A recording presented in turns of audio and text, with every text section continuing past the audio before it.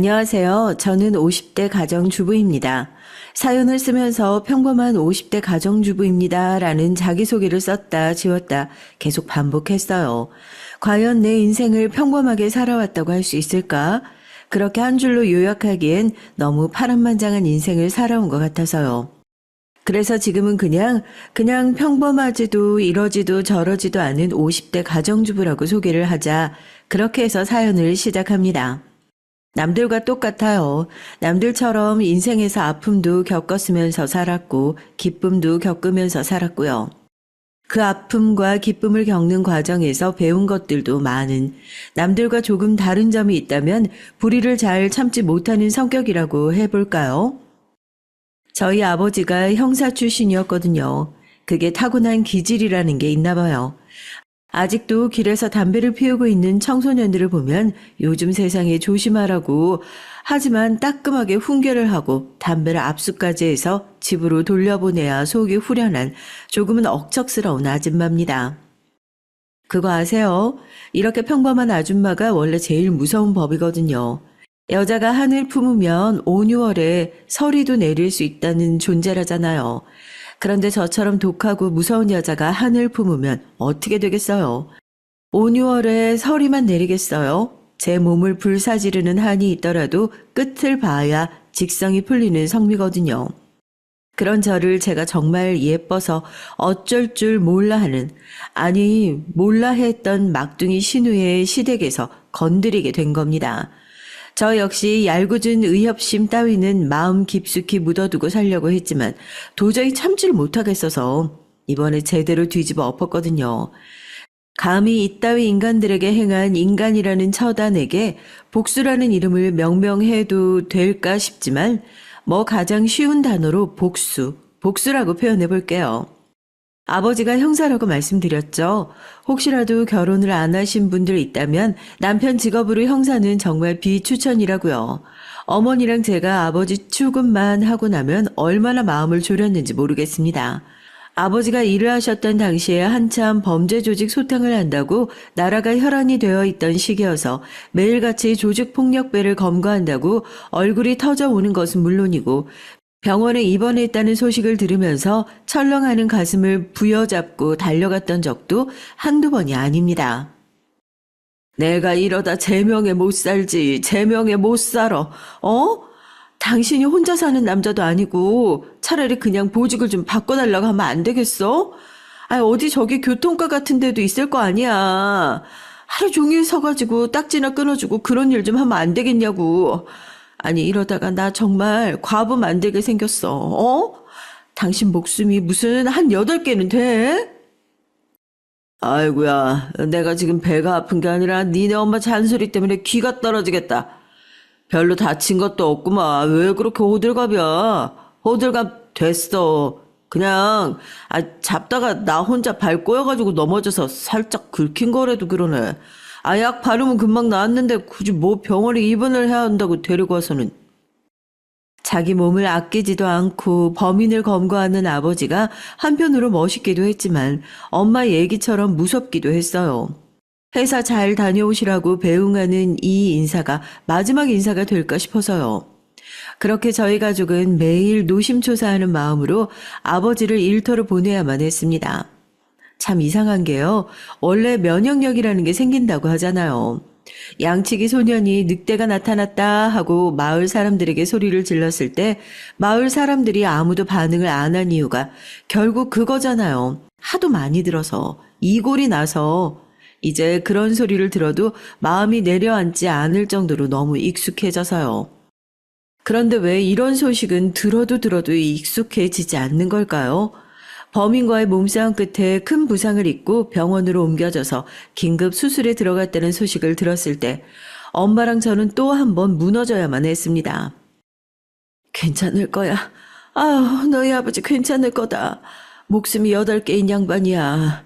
그렇게 범인 잡으러 돌아다니면서 지금 칼 맞은 것만 몇 번인데 죽을 사람이었으면 애진작에 죽었을 팔잔데 여태까지 살았는 거 봐라. 어? 아유, 아유, 니네 아버지 그렇게 쉽게 갈 사람 아니다. 수술 시간이 길어지고 엄마랑 전 그때부터 어느 정도 마음의 준비를 하고 있었을지도요. 고개를 푹 떨구고 나오는 의사 선생님을 보고 엄마랑 전 끌어안고 엉엉 울었습니다. 아버지의 장례식장엔 그동안 아버지가 형사 생활을 하면서 도움을 받았던 동료분들로 경찰서가 가득 찼습니다. 일을 참 잘하시는 분이었거든요. 다들 존경했었다고, 참 좋은 선배였다고, 어쩌다가 이렇게 아버지가 추억 속에서 얘기를 나누는 존재가 되어버린 건지 믿기지 않았죠. 이후로 어머니는 제가 위험한 일을 하려고 나설 때마다 거의 병적으로 말리셨던 것 같아요. 처음에 아버지를 따라 경찰이 되겠다는 얘기를 했을 때 처음으로 엄마가 저한테 소리를 지르며 화를 내셨거든요. 너까지 기어이 가슴에 대못을 박아야 속이 시원하겠냐고요. 너네 아빠 그렇게 된 것만으로도 엄마는 지금 살고 싶은 이유가 전혀 없는데 그놈의 나라가 뭐라고, 나라를 위해서 아빠도 모자라서 딸까지 갖다 바쳐야 하는 자기는 무슨 죄냐고요. 경찰이 될 거면 엄마를 죽이고 엄마 눈 감으면 그때 하라고 정말 격렬하게 반대를 하셨죠. 피는 못 속인다고요. 엄마를 놀라게 했던 적이 몇 번 있었어요. 왜 저한테만 그런 일이 생기는진 모르겠지만 학교가 끝나고 학원을 가고 있는데 갑자기 마스크를 낀 남자가 반대쪽으로 막 내달리기 시작하는 거예요. 이게 아버지를 형사로 둔 사람의 감일까요? 이거 100% 범죄자다 싶어서 저도 그냥 아무런 생각 없이 방향을 틀어서 그 사람을 막 쫓기 시작했어요. 갑자기 길을 가던 여학생이 자기를 쫓아오기 시작했으니까 범인도 아마 엄청 당황했겠죠. 아니나 다를까 뒤에서 소매치기라고 울부짖는 할머니의 목소리가 들리더라고요. 범인이 당황한 틈을 타서 얼른 책가방을 던져가지고 발목을 맞췄고 빠른 속도로 달려가던 범인이 자기 속도를 이기지 못하고 넘어지게 됐어요. 주변에 있던 어른들이 재빨리 남자가 움직일 수 없도록 붙들어둬서 경찰에 신고를 하고 인계를 하게 됐죠. 그 덕분에 교장 선생님부터 전교생들이 다 보는 앞에서 용감한 시민상을 받기도 했었네요. 하필이면 상을 수여하러 오신 분이 아버지가 근무하셨던 경찰서더라고요. 하필이면 상을 수여하러 오신 분이 아버지가 근무하셨던 경찰서에서 오셨더라고요. 기분이 이상했어요. 아버지가 살아계셔서 이 모습을 보시면 정말 좋아하셨을 텐데 그런 생각도 들고요. 누구 딸인가 했더니 장차 아주 큰 인물 되겠어. 아버지 닮아서 참 정의로운 게 너희 아버지도 길 가다가 우연히 범인을 자주 만나가지고 우리가 아버지만 쫓아다니면 검거율은 무조건 오른다고 그런 얘기를 했었는데 참 너희 아버지는 하늘나라에 올라가셔도 범인을 그렇게 잡고 싶으셨나 보다. 상을 주시면서 옛 동료에 대한 생각이 났는지 경찰서장님도 눈물을 훔치시더라고요. 마음이 찡했습니다. 나중에 무슨 일을 하던지 간에 저도 아버지를 닮아서 정의로운 일을 하고 싶었거든요. 경찰이 아니더라도 사회에 보탬이 될 수 있는 일이요. 나쁜 사람이 보이면 그냥 지나칠 수가 없고 어떤 식으로든 벌을 받았으면 좋겠고요. 하지만 용감한 시민상을 받아가지고 돌아온 저를 보고도 어머니는 여전히 아버지를 닮은 제 모습을 인정할 수 없다는 입장이었죠. 너 한 번만 더 그렇게 위험한 일에 뛰어들어봐. 알겠어? 엄마 죽는 꼴 보고 싶으면 니네 아버지처럼 그렇게 물불 안 가리고 위험한 일에 막 뛰어들고 진짜 다들 나한테 왜 그러는 거야? 내가 뭐 어려운 거 바랬어? 엄마가 뭐 어려운 거 바라니? 그냥 다른 애들처럼 평범하게 공부하고 너도 그래 공무원 같은 거나 해. 따박따박 월급 받으면서 그냥 그렇게 엄마 좀 마음 편하게 지낼 수 있게 해줘라 좀. 엄마는 제발 저한테 그냥 남들처럼 평범하게 살길 간절히 바라셨습니다. 공무원이 되기 쉽냐고 절대로 그런 걸 무시하는 건 아니지만 그냥 공부나 열심히 해서 매달 따박따박 월급 받는 공무원이라 하면 안 되겠냐고 저를 붙들고 통사정을 하시더라고요. 경찰대학에 가는 것이 1순위의 목표긴 했지만 엄마가 저렇게까지 나오는데 저도 제 고집을 계속 부릴 수만은 없었고요. 그렇게 행정학과에 진학하게 됐습니다. 검찰직 공무원? 너 아버지 일도 그렇고 어머니가 엄청 반대하신다고 하시지 않았어? 이거 준비하는 거 알면 그렇게 좋아하시지 않을 것 같은데 괜찮겠어? 엄마한테는 그냥 공무원 시험 준비하고 있다고 말씀드렸는데 사실 대학에 들어간 이후로 제가 계속 준비하고 있었던 것은 검찰직 공무원이었습니다. 대학 동기 중에 유일하게 저희 집안 사정을 알고 있었던 친구 한 명은 제가 검찰직 준비를 하고 있다는 걸 듣고는 화들짝 놀라며 너 이거 준비하는 거 어머니가 아시면 뒤집어지시는 거 아니냐고 뭐 어느 정도 예상하긴 했어요. 검찰직 공무원에는 검찰 실무관이 있고 검찰 수사관이 있지만 제가 준비하고 있던 건 검사와 함께 수행하는 본격적인 수사 업무를 진행하는 7급 주사부였으니까요. 당연히 쉬운 일은 아니었습니다. 외무영사직, 감사직과 함께 7급 검찰직 공무원 시험은 7급 3대장이라는 별칭이 있을 정도로 시험의 난이도가 꽤 높기도 했고요. 9급 검찰직 공무원이 일을 시작하면 5년에서 8년 정도 행정 업무하고 순환 근무를 수행하다가 수사 업무를 진행하는 반면 7급 검찰직은 입직을 하자마자 수사 업무를 수행할 수 있다는 점이 너무 매력적이더라고요. 학교 공부랑 병행을 하다 보니 몇 년은 더 고생을 하게 될 줄 알았는데 딱 1년 6개월 걸렸습니다. 합격까지요. 1차, 2차 합격 소식을 들을 때마다 만약 면접까지 최종 합격을 하고 나면 엄마한테 이 소식을 어떻게 알려야지 걱정스럽기도 하고요. 한참 옛날의 얘기긴 하지만 사업을 들으시는 분들 중에서 자녀분들이나 시험을 준비하시는 분들이 있으시다면 댓글을 달아주셔도 좋을 것 같아요. 도움이 될 만한 정보를 남겨드릴 수도 있을 것 같아서요. 함께 소식을 처음 전해 듣고 나서 기분이 참 묘하더라고요. 엄마도 합격 소식을 전해 듣고 참 착잡해 하셨던 것 같아요. 분명 7급 시험에 합격했다는 얘기만 놔두고 보면 집 앞에 현수막을 걸고 자랑을 해도 모자랄 일이라는 것을 알면서 이 일 역시 아버지가 했던 일만큼이나 얼마나 힘든 일인지 알고 계시니까 잘했다는 소리가 차마 나오지 않으시는 듯 했죠. 엄마, 말려도 어쩔 수 없는 것 같아. 내가 이런 사람으로 태어났는데 어떡해? 그래도 아버지처럼 엄마 마음에 대못 박는 일은 절대로 만들지 않을게. 만약 그런 일 있다고 하면 그때는 내가 알아서 옷 벗을게. 약속할게, 엄마. 나 믿고 응원해주라, 응?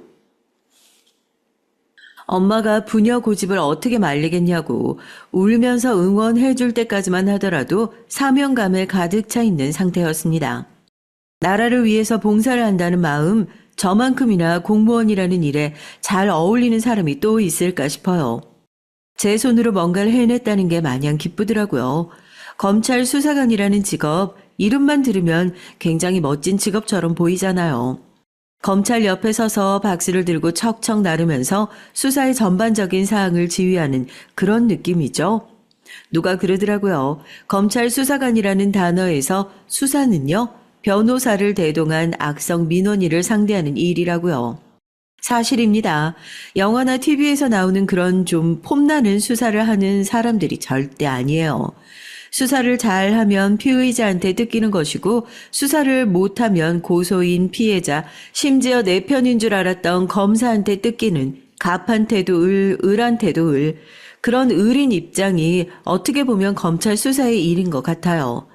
그건 어느 조직이나 마찬가지겠지만 수사 능력이 뛰어난 참 존경스러운 상사보다는 처세술이 뛰어난 상사들이 좋은 자리를 일찌감치 꿰차고 오히려 나를 끌어줄 것 같았던 저 사람은 한 단계 한 단계 올라가는데 7, 8년이 걸리는 모습을 보고 있자니 처음 업무를 맡았을 때 떨림은 온데간데 없고 정말 내가 선택한 이 길이 제대로 된 길인가 업무를 진행하면서도 답답함을 느낀 적이 한두 번이 아니었죠. 거기다 제가 배정받은 부서는 공판부로 자유형 미집행자 검거팀에서 근무를 하고 있었는데요. 엄마한테는 절대로 위험한 일을 하는 것이 아니다. 나는 그냥 공판부에 발령나서 재판 기록이나 관리하는 정도로만 한다고 얘기를 했지만요. 그럴 일은 없겠지만 혹시라도 엄마가 이 사연을 들으셔서 제가 그동안 했던 거짓말들이 모두 뽀록 날까봐 전 그게 더 간담이 선을 해요. 실제로는 이 형이 확정됐지만 집행을 받지 않은 사람을 추적하고 검거하는 업무를 주로 진행해서 이들을 검거해 실제로 구치소로 보내는 일들까지 진행하고 있었습니다. 소재를 파악하고 현장을 탐문하고 잠복하는 일들도 모두 제 몫이었죠. 검거 같은 경우엔 항상 현장에서 벌어질 수 있는 돌발 상황, 위험한 상황에 대비할 수 있어야 하기 때문에 2인 1조로 움직이는 것을 원칙으로 하고 있는데요. 공교롭게도 그렇게 맺어진 짝이 평생의 인연이 되었네요. 그래도 직업이 번듯해서 그런지 여기저기 좋은 선자리는 계속해서 들어와요. 아니, 다 떠나서 선자리에 나갈 시간이 있어야 선도 볼 수 있는 거죠. 엄마한테는 전화해서 나 정말 선 볼 시간이 없다고, 너 일 안 바쁘다고 그러지 않았냐고, 그런데 무슨 선 볼 시간도 없냐고, 그러면 또 할 말이 없어서 취미생활 하느라 바쁘다고, 그러고 그냥 전화를 뚝 끊어버리는 거죠. 아무래도 일이 일이다 보니 거의 대부분의 시간을 직장에서 보내게 되고 그중에서도 같이 수사를 진행하는 담당 수사관과 더 많은 시간을 보내게 되는데 남편은 저보다 경력이 조금 더 있는 저랑 같은 조로 배정된 수사관이었습니다. 처음엔 일을 어떻게 FM대로 하는지 저런 사람이랑은 친해지기도 싫다고 딱 질색이라고 생각했는데 막상 저한테 위험한 일이 생길 때가 되면 앞뒤 안 가리고 달려드는 모습을 보고 정이 들었다니까요. 그래서 다들 회사에서 같은 일을 하다 보면 정들기 쉬우니까 조심하라고 그런 얘기를 하는 모양입니다. 그래도 둘이서 같은 일을 하니까 얼마나 다행이냐. 정서방이 우리 애 좀 잘 챙겨줘. 정말로 둘이서 뭐 위험한 일 하고 다니는 거 아니지? 내가 물어볼 때마다 그냥 자기는 무조건 뭐 사무 업무만 보고 있다고 그러는데 내가 믿을 수가 있어야지. 자네 정말 우리 딸 위험한 일 시키고 그러는 건 아니지? 아닙니다. 위험한 일은요. 위험한 일은 아니지만 정말 훌륭한 일 하고 있습니다. 이 사람 일하는 거 보면 저도 많이 배우는걸요. 걱정 안 하시도록 제가 옆에서 열심히 보좌 하겠습니다. 장모님 걱정하지 마세요. 노심초사 하나밖에 없는 딸 걱정뿐인 엄마도 든든한 사위를 얻고 나니 저에 대한 걱정이 조금 사그러드는 듯 했고 저도 동료들의 축복 속에서 결혼을 올리고 새로운 가족이 생기고 나니까 뭔가 인생이 좀 완벽해지는 느낌이 들었다고 해야 할까요? 저희 시댁이 정말 좋았거든요. 그중에서도 제가 유난히 더 좋아하는 시댁 식구가 있었는데 바로 저희 막둥이 신우였어요. 처음엔 남편에게 남동생 말고도 나이 차이가 많이 나는 여동생이 있다는 얘기를 들었을 때 더군다나 그 시누이를 낳다가 시어머니께서 돌아가셨다는 얘기를 들었을 때 이거 잘못하면 시누이 육아까지 내 몫이 되는 거 아니야 하는 쎄한 기분이 들었거든요. 시집 오고 나서 시누이 보고 나니까 그런 못된 생각을 했던 제 자신을 깊이 반성하게 됐잖아요. 제가 시집 왔을 때 저희 시누이가 초등학교 4학년이었는데 그때까지만 해도 그냥 완전 애기 같았거든요. 새언니, 저희 가족이 되신 걸 정말로 환영해요. 앞으로 잘 부탁드리겠습니다. 배꼽에 얌전하게 손을 모아가지고 조신하게 인사를 하는 모습이 어찌나 웃기던지요. 정말 귀여운 막내 동생 하나 생긴 것 같은 기분이 들었다니까요. 보통 그 나이 때 애들이 사고도 치고 말괄량이처럼 구는 반면 시누이는 정말 하늘에서 아기 천사를 내려보내준 것처럼 너무 착하기만 했거든요. 제가 시댁에서 뭔가를 하고 있으면 그 조그맣고 어린 시누이가 자기가 뭘 할 줄 안다고 뭘 도와줄 수 있다고 옆에 와서 두 팔을 걷어붙이고 나서가지고 자기도 돕겠다고 낑낑거리고 있는데 제가 사실 그전까지만 해도 아이를 갖고 싶다는 생각이 전혀 없었거든요. 막내 시누이 보고 그 마음이 바뀌었잖아요. 처음엔 시누이 육아할까봐 겁나서 시댁도 잘 안 가던 제가 주말만 되면 시누이가 좋아하는 간식이며 시누이한테 잘 어울릴 것 같은 옷들, 필요한 학용품들 바리바리 사들고 얼굴 보러 가고 남편의 손을 잡아 끌 정도가 되었으니까요. 남편이 당직 근무하느라 좀 힘들다고 우리도 주말에는 그냥 집에서 쉬면 안 되겠냐고 그러면 당신은 그냥 집에서 그러고 쉬라고 내버려두고 저 혼자 쌩하니 가서 시누이 얼굴 보다가 온 적도 많았다니까요. 새언니, 그러면 새언니 뱃속에 지금 제 조카가 있는 거예요? 빨리 건강하게 나왔으면 좋겠어요. 그러면서 저한테 기쁜 소식이 찾아오게 됐습니다. 마음을 고쳐먹고 나니까 또 애는 금방 찾아오더라고요. 아이가 생겼거든요. 엄마도 시아버지도 시동생도 그리고 우리 귀여운 막내 시누이까지 모두 제 뱃속에 찾아온 새로운 생명을 기쁜 마음으로 맞아주었습니다. 그러나 칠칠지 못한 엄마에게 너무 귀한 생명이 잘못 찾아왔던 걸까요? 아이는 안정기에 제대로 접어들지도 못하고 유산이라는 가슴 아픈 소식을 맞이하게 됐어요. 그때는 유산을 했다는 것도 실감나지 않고 마음 아플 정신조차 없었거든요. 그리고 이듬해 찾아온 두 번째 아이, 같은 실수는 반복하지 않을 거라 다짐했습니다. 하루라도 빨리 휴직계를 내는 게 좋겠다고 다들 얘기를 했었는데 차라리 제가 그때 휴직계를 냈으면 이런 끔찍한 결과를 보지 않았어도 됐을까요? 하지만 그 당시의 부서 상황이요. 임신을 했다고 바로 휴직을 할 수 있는 상황도 아니었어요. 안 그래도 갑작스러운 저의 임신 때문에 수사관 인력이 부족한 건 물론이고 현장에 나갈 수 없으니까 사무실에서 행정 인력이라도 보충이 되어야겠다는 압박감도 없잖아 있었고요. 이미 다른 부서로 발령받아서 나간 남편은 그런 제가 항상 걱정되어서 매번 정말 괜찮은 건지 몇 번이나 되물었지만 모르겠어요. 전 그 당시에 엄마로서의 저와 수사관으로서의 저 어떤 것에 나를 얼마나 할애해야 하는지 제대로 계산하지 못하고 방황하고 있었던 시절이었던 것 같아요. 나를 딱 반 갈라서 여기도 이만큼, 여기도 이만큼 잘 해낼 수 있다고 생각했는데 사실 뭐 하나 제대로 해내지 못하는 핫바지나 다름없었던 거죠. 요즘 우리 부서 분위기 알잖아. 지금 나 휴직 들어가면 남아있는 사람들 어떡하라고. 그건 진짜로 동료에 대한 예의가 아닌 것 같아. 당신도 알고 있잖아. 그래도 이전에 내가 맡았던 사건은 책임지고 들어가야지. 그거 새로 온 애들이 할 수 있는 것도 아니야. 그거 새로운 애들이 할 수 있는 건도 아니야. 걱정 안 되는 선에서 몸에 무리 안 가는 선에서 적당히 조절해 가면서 할 테니까 너무 걱정하지 마라. 그땐 몰랐죠. 그게 제 마음대로 조절할 수 있는 능력이 아니라는 것을요. 제가 아까 사연을 시작하면서 얘기를 했었죠. 검찰 수사관에서 수사라는 글자는 그냥 변호사를 데리고 악성 민원인을 상대하러 다니는 일이나 다름없다고요.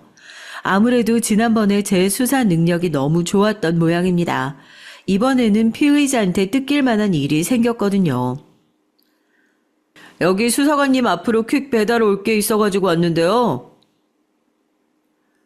여기까지 들어오시면 안 돼요. 경비 뭐 하는 거야? 얼른 나가세요. 이 앞에 따로 놓고 가시는 곳 있어요.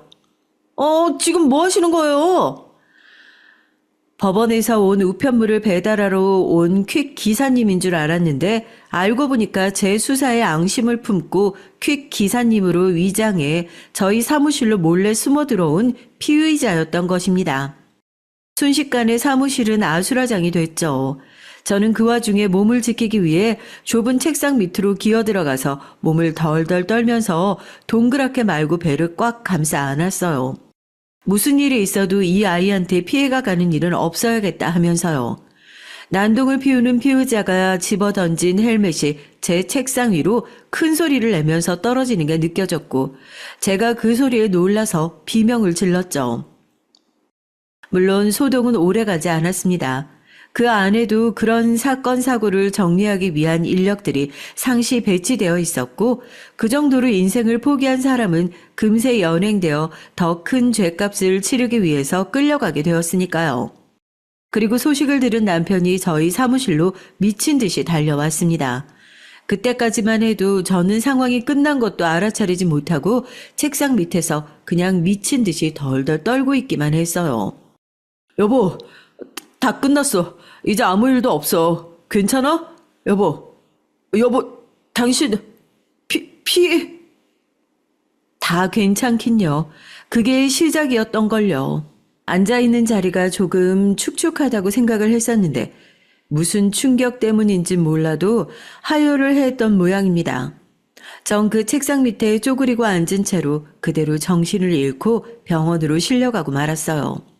눈을 뜨자 제 손을 붙들고 눈물을 뚝뚝 흘리는 친정엄마와 걱정스러운 표정으로 저를 내려다보는 시댁 식구들이 가장 먼저 보이더라고요.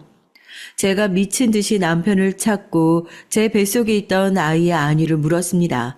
아이는 어떻게 됐냐고요. 친정엄마가 펑펑 울면서 그러시더라고요. 너 일 그만두라고요. 그 얘기를 듣는 순간 알았습니다. 아, 이렇게 못난 엄마가 또 한 번 찾아온 귀중한 생명을 지켜내지 못하고 또 내 손으로 떠나보내게 되었구나 하고요. 이제는 하느님께서 괘씸한 저한테 감히 엄마라는 호칭을 다시 한번 주시지도 않으시겠구나 하고요. 가슴을 치면서 엉엉 울었습니다. 이번에는 정말 무슨 일이 있어도 지켜내고 싶었어요. 그래서 내가 죽는 한이 있더라도 아이는 지켜내고 싶었기에 그 좁은 책상에 기어 들어가서 배를 끌어안고 미친 듯이 빌었던 거였어요. 난 어떻게 돼도 괜찮으니까 제발 이 아이만 살려달라고요. 저도 그 짧은 사이에 아직 얼굴 한번 본 적 없는 아이한테 정이 들었고 사람들이 노래를 부르는 모성애라는 게 생겨나 버려서 이제는 아이를 잃으면 아무것도 할 수 없는 지경이 오게 되어가지고 더 이상 같은 사고를 감당할 수 없게 되었다고요. 하지만 야속하게도 준비되지 않은 엄마에게 다시 한 번이라는 기회는 주어지지 않았습니다. 저 관두겠습니다. 뱃속에 있는 생명 하나 지켜내지 못하면서 무슨 제대로 된 일을 할 수 있나 싶어서요. 다시 돌아올 수 있을진 모르겠어요.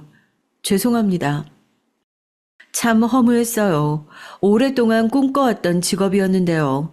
처음 합격했던 날 하늘에 계신 아버지한테 이제 나도 아버지처럼 자랑스러운 일을 할 수 있게 되었다고 그렇게 자랑을 했었는데 여기서 남편도 만나게 됐고 참 많은 추억이 있었는데 결국 가장 아픈 기억을 남기고 불명예스럽게 일을 관두게 되었다는 사실이 가장 견디기 힘들었습니다. 한때 내가 가장 사랑했던 일이었는데 이제는 떠올릴 때마다 인생에서 가장 끔찍한 순간을 함께 떠올려야 하는 곳이 되었으니까요. 남편 역시 저만큼이나 힘들어했어요. 제가 얼마나 능력이 있던 사람이었는지 알고 있었기에 직장을 떠난다는 것 자체를 참 많이 아쉬워했죠. 일을 관두고 나서는 제정신이 아닌 것 같았습니다. 2번이나 유산을 하고 마음 편히 살아갈 수 있는 어머니가 천지에 어디 있겠어요.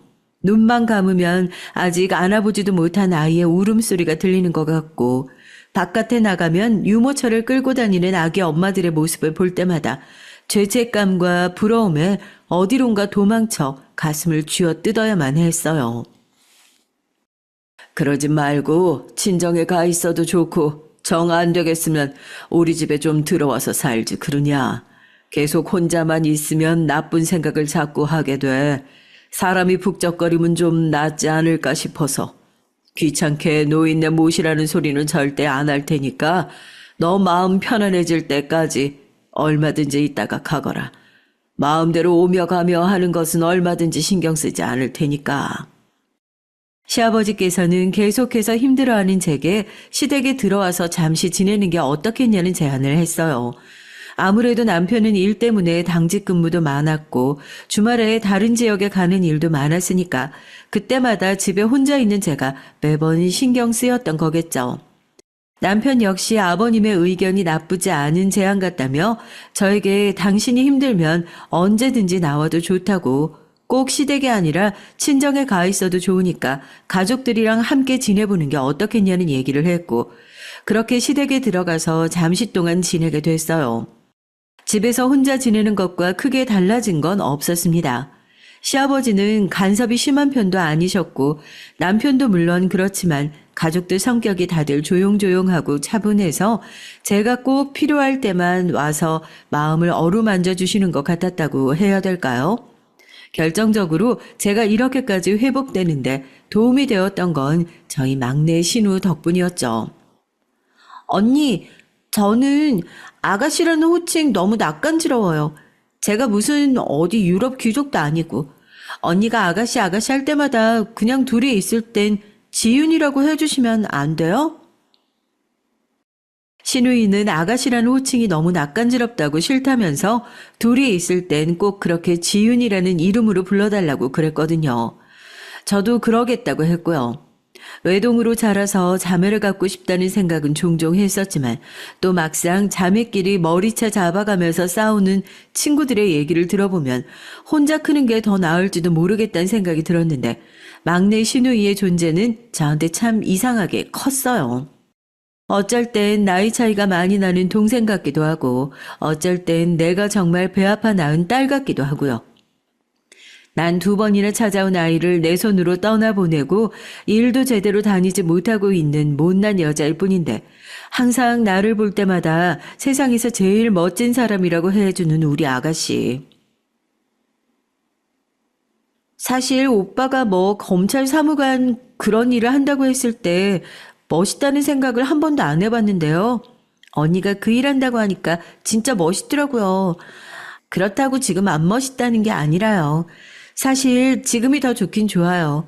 언니랑 친하게 지냈으면 좋겠다 생각했었는데 안 좋은 일이긴 하지만 언니가 집에 들어와서 같이 지내고 이렇게 얘기할 시간도 많아지고 전 그래서 더 가까워진 것 같아서 훨씬 좋은데요. 이제 보니까 언니가 검찰 사무관이어서 멋있었던 게 아니라 그냥 언니 자체가 멋있는 사람이어서 그랬었나 봐요. 저런 낯간지러운 소리를 참 눈 하나 깜짝하지 않고 하는구나. 볼 때마다 신기하더라고요. 여튼 신우이가 대학에 들어가서 독립을 하고 회사에 들어갈 때까지 전 꽤나 오랜 시간 시댁에서 함께 지냈습니다. 뭐 신우이의 뒷바라지야 시아버지가 다 하셨지만 신우이가 1살, 2살 나이를 먹어가면서 그 나이에 맞는 고민을 하고 진학에 대한 상담을 하고 친구들에게도 아버지에게도 오빠에게도 하지 못한 얘기들을 저에게 털어놓기도 하고요. 전 때로는 언니처럼 때로는 엄마처럼 그 고민을 함께 덜어주면서 참 많은 정이 들었습니다. 감히 업어 키웠다고 해도 과언이 아닐 것 같아요. 실제로 신우이도 무슨 일이 있을 때마다 나는 언니가 다 업어 키운 거라고 이제는 훌쩍 커버려서 그런 얘기도 할 줄 알게 되었고요. 그런 신우이가 직장을 들어간 지 얼마 되지 않아 결혼할 남자가 생겼다면서 시매부를 데리고 왔을 땐 진짜로 곱게 키운 딸을 시집 보내는 것처럼 기분이 이상하더라고요. 남편은 자기도 가만히 있는데 당신이 왜 더 울컥하고 난리냐면서 제가 호들갑을 떠는 사람인 것 마냥 취급했지만 아이를 잃고 직장을 관두고 마음에 큰 상처를 입고 난 이후 20년 동안 제가 이렇게 멀쩡하게 살 수 있도록 큰 힘이 되어 주었던 건 신우이가 있었기 때문이었으니까요.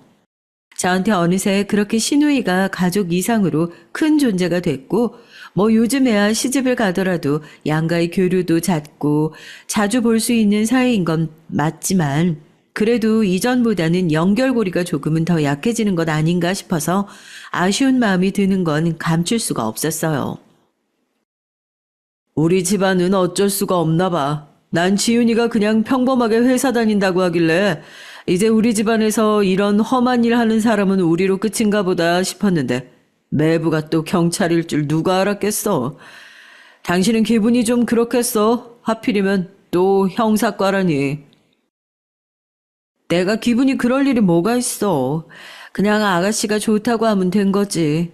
그래도 워낙 쉬운 직업은 아니니까 걱정이 될 수밖에 없네. 당신도 알잖아. 우리 아버지 위험한 일 하다가 돌아가신 거. 난 그냥 아가씨 걱정뿐이지. 소개받아 만나게 된 2사람이었고 만난 지 얼마 되지 않아 결혼을 한다고 하기에 전 조금 더 시간을 두고 결정을 했으면 좋겠다 싶었지만 2사람이 그렇게 서로 좋아 죽고 못 산다는데 어떻게 제가 나서서 말릴 수가 있었겠어요. 그냥 좋은 게 좋은 거다 했죠. 그냥 전 오로지 신우이 걱정뿐이었습니다. 하필이면 시매부의 직업이 형사과 경찰이었거든요. 돌아가신 저희 아버지 생각이 날 수밖에 없었어요. 쉬운 일이 아니라는 것도 알고 있고 그만큼 가족들이 마음 졸여하는 것도 알고 있으니까 마음 여린 우리 신우이가 혹시라도 상처받는 일이 생기지 않을까 시집을 보내놓고 나서도 늘 노심초사였죠. 종종 연락을 해서 시매부 일은 뭐 괜찮은지 나름대로 저도 경찰의 가족으로 살아본 경험이 있으니까 신우이한테 도움이 될 만한 얘기를 해주곤 했었죠. 그럴 때마다 저한테 고마워하곤 했었고요. 시집간 신우이한테 연락을 자주 할 일이 뭐가 있겠어요. 그렇게 한동안 연락이 뜸했었는데요. 그 일이 있기 얼마 전에 저한테 신우이가 갑작스럽게 연락을 했던 적이 있어요. 저라고 집에서 마냥 놀고 있을 수만은 없으니까요.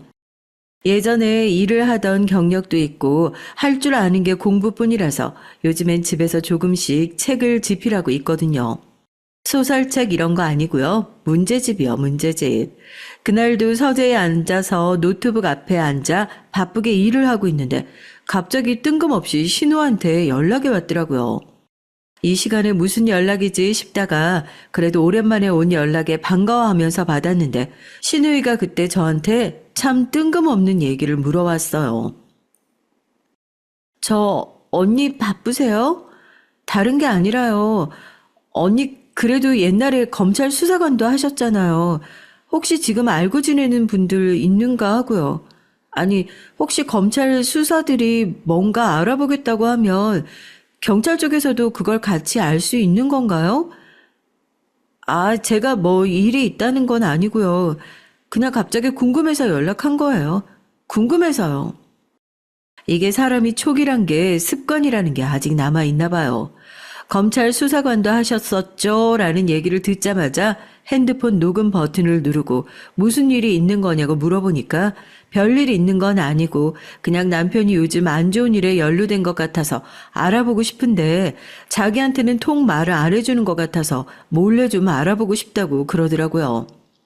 정말 별일 있는 건 아니냐고 몇 번이나 확인을 했지만 별일 없대요.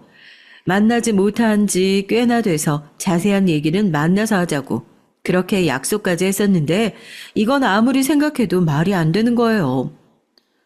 여보 지금 바로 와봐야 할 것 같아. 지윤이가 세상을 떠났대. 남편의 전화를 받고 전 끝까지 남편의 말을 믿지 않았어요. 신우이가 갑자기 세상을 등졌다는 얘기를 어떻게 믿겠어요. 불과 몇 주 전까지만 하더라도 저랑 멀쩡하게 통화를 했고 그럼 만나서 얘기하자는 저의 말에 자기가 바쁜 게 조금 정리되면 다시 날짜를 잡아서 연락을 드리겠다고까지 했었는데요. 미친 듯이 달려갔죠. 바닥에 주저앉아 엉엉 울고 있는 시아버지와 시동생의 모습을 보고 그제서야 실감이 나더라고요. 뭐 눈에 보이는 게 없었어요. 저는 다짜고짜 벽에 기대어 고개를 숙이고 한숨을 푹 쉬고 있는 심해부에게 달려가서 멱살을 움켜주었습니다. 가족들은 제가 갑자기 무슨 짓인가 했을 거예요. 그쪽 사돈도 놀라서 자기 아들한테 뭐 하는 짓이냐고 막 제 손을 뜯어내더라고요. 기가 막혀요. 저희 시누이가 그렇게 됐는데도 자기 아들 맡고 있는 건 또 마음이 아픈가 봐요. 난 지금 마음이 찢어져서 죽을 것 같은데 말이죠. 지금 이게 뭐 하는 짓입니까? 갑자기 왜 멱살을 잡으시는 거예요? 우리 지윤이 유품 저희가 다 챙겨올 거니까 손끝 하나 건드리지 마세요. 아시겠어요? 저희 남편 검찰 수사관인 거 아시죠? 하나라도 건드렸다간 진짜 피 보일 줄 아시라고요. 이를 부득부득 갈았습니다. 물증이 하나도 없는 상태, 하지만 20년 전 옷을 벗고 나온 검찰 수사관 출신인 전, 몇 주 전 신우이에게 걸려온 의문의 전화 한 통만으로도 사건의 정황이 보이는 듯 했어요. 이건 절대 목숨을 끄는 게 아니다 하고요. 전 우선 가족들을 집으로 모두 데리고 가서 신우이와 통화했던 내용을 들려주며 이 죽음에 뭔가 의문이 있다고 제가 이 일을 계속해서 조사할 수 있게 허락해 주셔라 말씀을 드렸죠. 무언가 분명히 숨겨져 있다는 단호한 제 태도를 보고 남편이 시아버지를 설득하기 시작했어요. 실력 있는 사람입니다. 분명히 이렇게까지 말했을 땐 무슨 이유가 있을 거예요. 당신 하다가 필요한 거 있으면 언제든지 연락해. 그래도 난 현직에 남아있으니까 도움되는 일 있으면 무슨 일이든 도울 테니까. 경찰인 심애부를 두고 바짝 독이 오른 저의 싸움이 시작됐습니다. 그래도 남편의 지위를 들먹이며 협박을 해둔 탓에 유품에 손을 대진 않더라고요. 시댁에서 쓰던 칫솔 하나부터 옷가지 하나까지 시누이가 쓰던 물건을 모두 다 챙겨가지고 왔어요. 혹시라도 저희가 의논을 하는 사이에 정리를 할까 싶었는데 다행히 시누이가 중요한 물건들로 보이는 것들을 서랍에 따로 보관해둔 덕분에 중요한 정황 증거들이 사라지는 일은 막을 수가 있었죠. 여보 이것 좀 봐. 아가씨가 쓴 일기 좀 한번 봐봐. 그리고 저희는 우연히 신우이가 쓰게 된 일기장을 하나 발견하게 됐어요. 신우이가 시집을 오기 전부터 꾸준히 써오던 일기장이라며 남편도 기억을 하고 있더라고요. 결혼을 하고 난 이후에 일기장에 쓰여져 있던 내용들은 끔찍하게 이를 데 없었습니다. 결혼 전 저와 마찬가지로 불의를 참지 못하고 항상 정의로웠던 심해부는 어느 순간 윗선과 접촉하는 날들이 많아지더니 출처를 알 수 없는 돈가방들을 들고 집으로 들어오기 시작했대요. 신우이가 돈의 출처에 대해서 따져 묻자 출세를 하려면 어쩔 수 없었다는 말도 안 되는 변명을 늘어놓으면서 신우이의 시댁에서는 신우이의 입을 막기 위해 신우이를 사회적으로 고립시키고 괴롭혔던 모양입니다. 몇 주 전 저와 통화를 했던 내용 역시 일기장에 고스란히 적혀 있었어요. 그리고 통화 내용을 심외부가 그대로 듣고 있었다는 것까지도요. 이 자식이 아무래도 경찰 일 하면서 뒷돈을 받아먹은 모양이야. 그걸 신우이가 알게 됐고 그거 입마금하려고 시댁에서 짜고 계속해서 괴롭혔던 모양인데 우리 아가씨가 그걸 어떻게 견디냐고. 차라리 우리한테 말을 하지. 좀 속 시원하게 얘기를 하지. 일기장을 넘기는 내내 눈물을 참을 수가 없었습니다. 그 작은 몸으로 이 고생을 어떻게 견뎠을지요. 온갖 정신적인 스트레스들이 고스란히 남아있는 일기장을 보는데 저까지 그때의 상황이 떠오르는 것 같아 몸이 덜덜 떨릴 지경이었습니다. 결국 신우이가 스스로 목숨을 끊게 된 계기가 시어머니의 지속적인 괴롭힘 때문이었다는 얘기가 그 일기장 안에 그대로 남아있었던 거죠. 이가 부득부득 갈렸어요. 신우이가 누구 때문에 목숨을 잃었는데 끝까지 뻔뻔하게 요즘에 몸이 안 좋아서 정신과 상담을 받으러 다녔다는 둥, 예민해서 각방을 계속 쓰고 있었다는 둥, 병원에서 저희한테 얘기했던 내용들은 전부 자기들이 용의선상에서 빠져나가기 위해 했던 말이라는 것까지 알게 되었으니까요. 지윤아, 하늘에서 똑똑히 지켜봐. 언니가 어떻게 하는지. 저는 오랜만에 다시 펜과 전화기를 집어들었습니다. 서재에 앉아서 옛날 검찰 수사관 시절로 다시 돌아가 심애부를 두고 다시 수사를 시작하게 됐어요. 아마 심애부는 절대로 눈치채지 못했을 겁니다.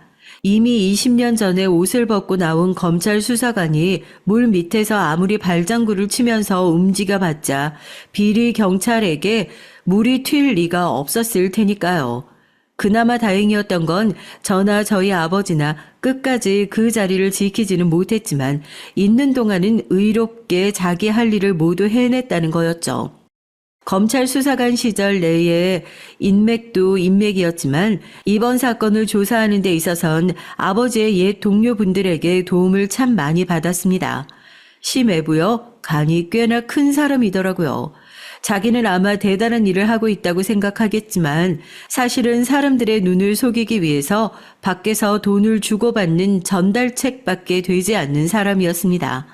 심외부 사건을 조사하기 시작하면서 마치 고구마 줄기처럼 그 뿌리에서 줄줄이 달려나오는 일들이 얼마나 많은지 이건 제 선에서 해결이 안 되겠다 싶었거든요. 서장님, 진짜 감사드려요. 아시죠? 저희 가족 일이에요. 이 일은 밖으로 새나가지 않게 조심 좀 부탁드릴게요. 고맙기는 오히려 내가 더 고맙지. 이 일 때문에 우리 밑에 있는 애들 싹 다 특진하게 생겼는데 나만 이렇게 받아먹어도 되나 싶어. 물론 잘못한 사람 제대로 벌 주겠다는 자네 심정이야 충분히 이해하니까 내가 무슨 수를 써서라도 그놈 징역살이 제대로 할 수 있도록 끝까지 지켜보고 힘쓰겠네. 걱정하지 말라고. 중간중간 남편에게 사건의 진행 상황을 공유하면서 전략을 세우고 그렇게 심외부를 보내기 위한 모든 준비가 끝났습니다. 사람이 어떻게나 뻔뻔하고 못됐는지 신우이가 그렇게 됐는데도 슬퍼하는 기색이 크게 없이 보험금을 처리하고 저희한테 먼저 연락을 해와서 아파트는 어떻게 처리할 거냐, 자기가 부동산에 내놔도 되냐 이런 거냐고 물어보고 있었으니까요. 이건 제 짐작이긴 하지만 아마 연루되어 있는 사람이 한둘이 아니다 보니 빠르게 정리하고 해외로 도피하려는 생각도 있었던 것 같습니다. 당신한테 이렇게 또 신세를 지는 것 같아서 미안해. 우리 집안일이라 내가 처리를 했어도 모자란 일인데 정말 괜찮겠어? 아가씨, 아니, 지윤이 내 동생이나 다름없는 사람이야. 아직도 그런 파렴치한한테 그런 일을 당했다고 생각하면 치가 떨려. 적어도 아버님은 아셔야 할 것 아니야. 지윤 씨 실제로 그렇게 만든 인간들이 누군지, 왜 그렇게 됐는지, 우리가 그동안 뭐 때문에 계속해서 싸웠는지 적어도 진실은 밝히자. 그래야 하늘에 있는 지윤 씨도 억울하지 않지. 아버지가 계셨던 서해 경찰들과 함께 시매부가 근무하고 있는 경찰서로 들이닥쳤습니다. 아마 아직 그쪽까지 연락이 안 넘어간 모양이더라고요. 이게 연락도 없이 무슨 경우냐고 상도덕이 아니지 않냐는 사람들을 뿌리치고 서장님이 나오자마자 그쪽에서도 서장님까지 여기 어쩐 일이시냐면서 고개를 냅다 숙였습니다. 어떻게 된 게 자기 식구가 사고치고 있는 거 하나 제대로 눈치 못 채고 내가 보기엔 여기 경찰서에 있는 경찰들 중에 절반은 옷 벗어야 할 것 같은데 아직 위에서 연락 안 내려온 모양이지? 뭐해? 얼른 일들 하지 않고 수갑 채우고 연행해. 시매부는 저희들의 모습을 보고 이게 무슨 일이냐는 듯이 눈을 동그랗게 뜨고 쳐다보더라고요. 다들 미란다 원칙을 고지하고 사건에 대해서 설명하느라 정신이 없는 틈을 타서 전 시매부의 뺨을 시원하게 한 대 갈기고 얘기를 했어요. 평생 나쁜 짓 하고 살면 안 걸릴 줄 알았냐? 네가 그렇게 경찰서에 뒷돈 받아 처먹고 남들한테 그 더러운 돈 찔러주고 그거 알게 된 우리 시누이 입 막으려고 그 난리친 거 그거 이제 다 걸렸다고. 너 해외로 튀려고 했던 정황도 우리가 싹 다 털어놨어. 어쩌냐? 너 이제 해외가 아니라 돈도 없이 그냥 교도소에서 푹 썩어야 할 텐데. 한심한 새끼. 그럴 리가 없다고 자기 전화 한 통이면 된다고 핸드폰을 달라고 소리를 지르는 그놈 손모가지를 콱 하고 발로 밟아줬습니다. 비명을 지르기 시작해서 사람들이 다 쳐다보고 제가 손목을 밟고 있는 모습을 봤지만 놀랍게도 그 아무도 저를 제지하거나 뭐라고 하는 사람이 없더라고요. 어쨌든 잘못한 사람은 시원하게 벌을 받는 것이 맞잖아요. 시아버지는 아직도 충격에서 많이 헤어나오지 못하신 모양이에요.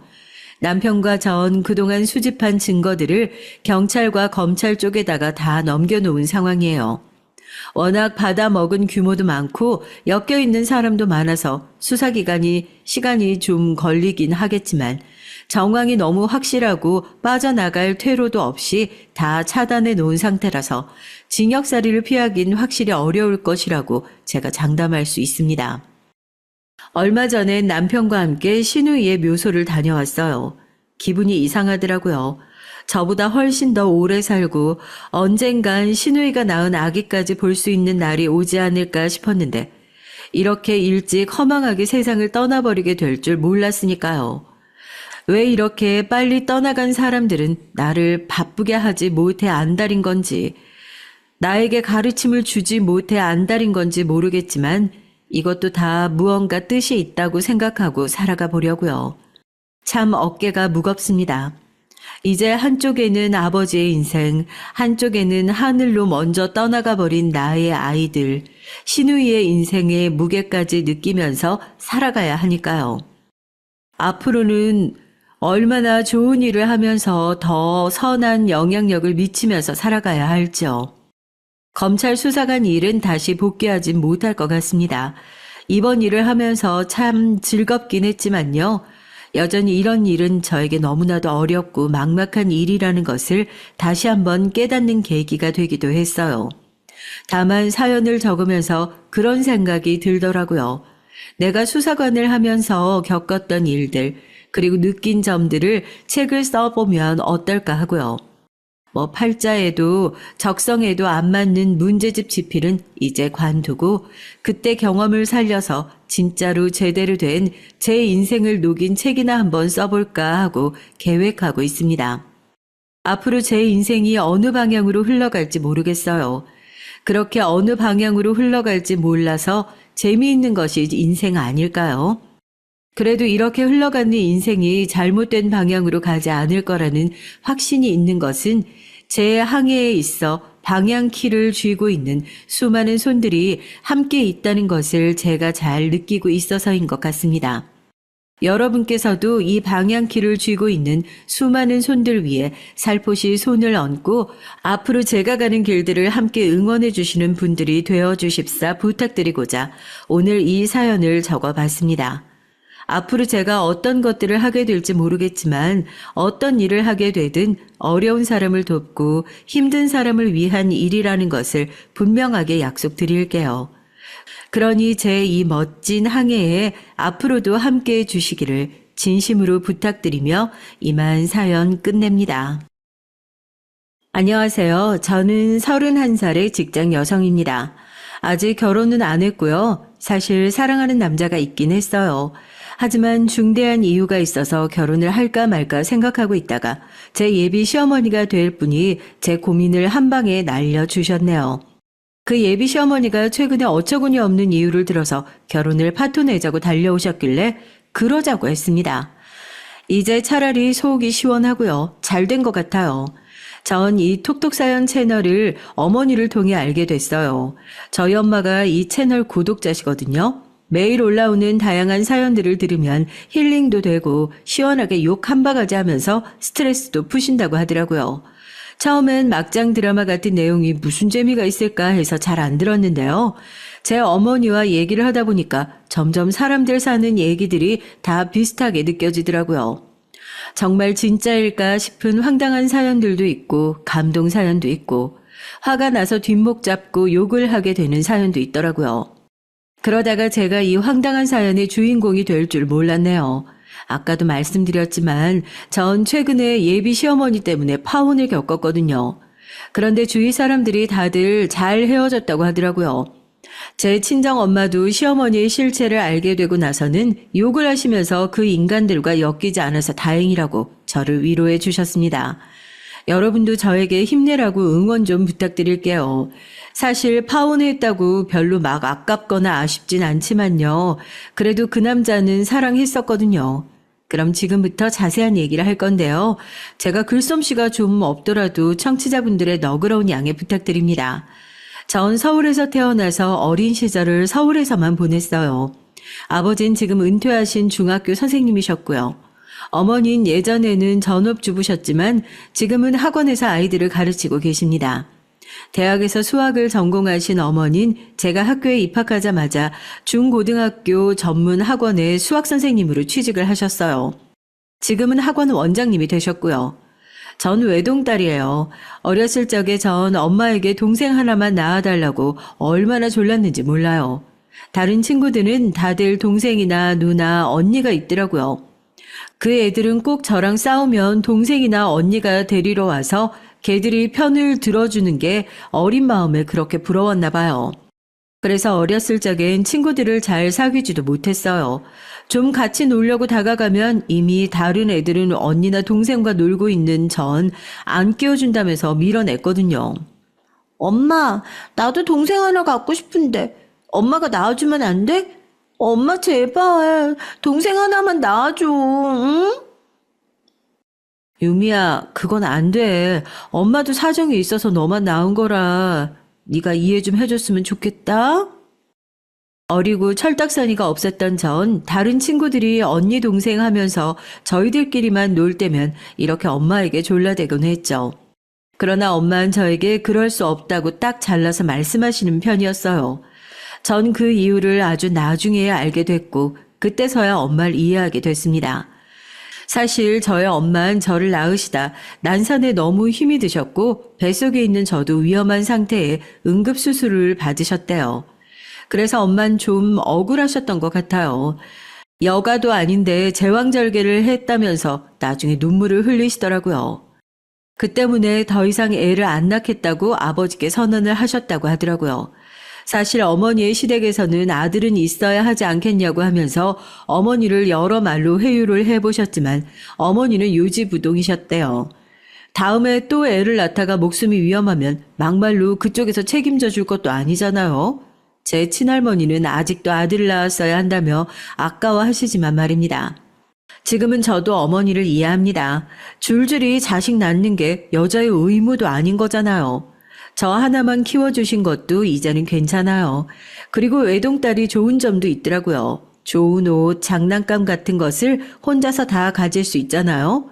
먹을 거나 물건 가지고 언니 동생과 싸울 일도 없고요. 대학 친구들 얘기를 들어보면 여동생이 자기 옷을 말도 없이 입고 나가서 얼마나 화가 났는지 막 싸운다고, 말로 싸우는 것도 아니래요. 막 머리 뜯고 싸운다고 하더라고요. 그 말을 듣고 얼마나 웃었던지. 저의 어머니는 어릴 적부터 저를 독립적으로 키우셨기 때문에 제가 응석바지가 되는 일도 없고 이기적인 아이인 것도 아니었습니다. 오히려 친구들의 눈치를 보면서 그 애들과 잘 지내려고 애쓰다 보니까 전 성격도 바뀌었어요.